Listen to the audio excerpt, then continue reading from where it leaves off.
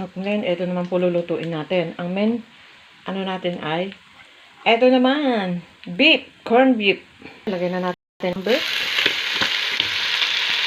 Ayan. Ayan na po ang corn beef. Ayan po, igisa natin siya. Nang gisa-gisa. Ayan. Ayan natin siya dyan. Napakasarap ng amoy. Corn beef yan, corn beef. Puro tayo mga dilata ngayon, di ba? Try natin to kasi mahal na ang ano ngayon para hindi tayo kasi masama din yung kasi may preservative yan. Para maalis yung preservative niyan. Igisa natin na may kasamang gulay, magiging fresh uli yan. Ayan na. Ayan na po ang ating niluluto. Medyo natutuyo-tuyo na siya. May mantika rin po yan ng baka na kaibigan natin sa ating brain. Sa brain po natin, kailangan din natin ng mantika ng baka. Hindi naman marami. Tama lang konti. Nakakadagdag talino rin at saka para hindi tayo makalimutin. Ayan na po, medyo nagmamanti-mantika na siya. Talagang nakita nyo na siya. O, makita nyo na yung puwi.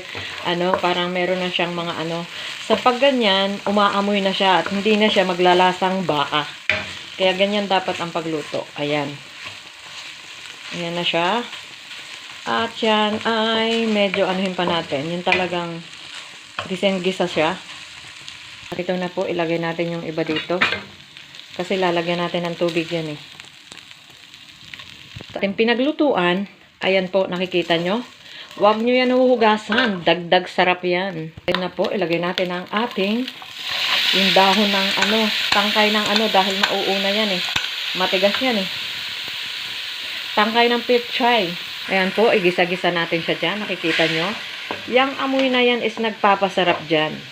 Kaya yung hindi ko hinugasan yung kawali na yan is dagdag sarap niyan. Hindi naman yan mo dumi. Diyan naman din tayo nagluto, diba? Ayan siya. Ayan siya. Hayaan natin siya magisa dyan. Ayan na po, nakita nyo? O, nakita nyo? Nagisa na siya dyan. Gisang-gisa na siya.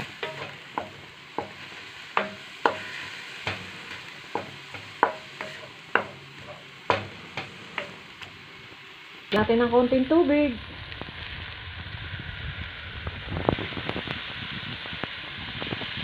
At ilagay na natin ang dahon. Ayan. Yan na yung dahon. Crap. Ayan. Patis. Paminta. Gusto ko lang buo.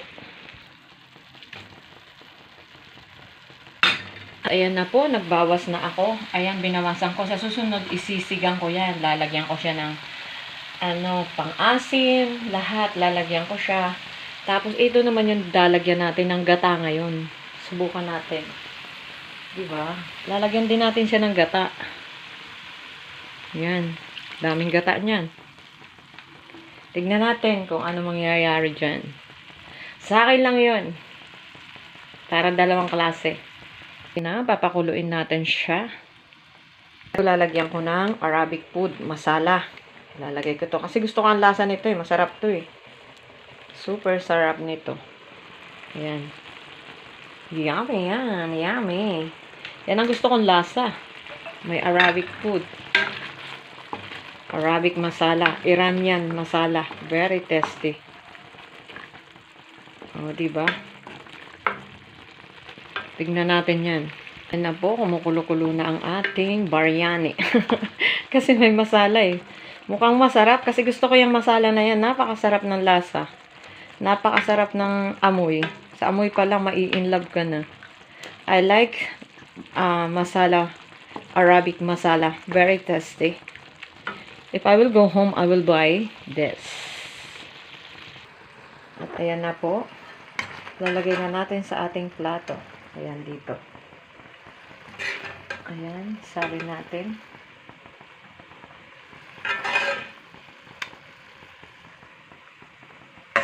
Magtitira ako ng para sa akin. Ayan. Yummy. At ayan na po ang ating food. Yummy. Masala beef, corn beef.